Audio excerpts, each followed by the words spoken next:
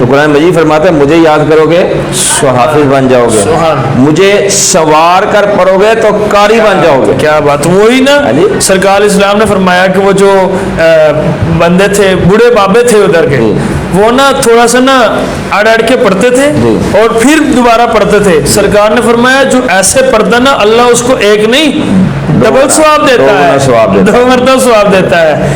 تو کیا بات ہے، سبحان اللہ۔ اگر بندہ تلاوت قرآن مجید کرے جیسے بھی قرات کے ساتھ، زیر زبر شد مد کے ساتھ پورے طریقے سے قرآن مجید پڑھے تو بندہ قاری بن جاتا ہے۔ اور پھر قرآن مجید فرماتا ہے مجھے پڑھانے بیٹھو گے تو استاد بن جاؤ گے، ایسے ہی ہے، میرا ترجمہ کرو گے تو عالم بن جاؤ گے، ایسے ہی ہے، میری تشریح کرو گے تو مفسر بن جاؤ گے، میری تقریر کرو گے تو مبلغ بن جاؤ گے، میرے مطابق فیصلہ کرو گے تو قاضی بن جاؤ گے، مجھ پر عمل کرو گے تو اللہ کے ولی بن جاؤ گے۔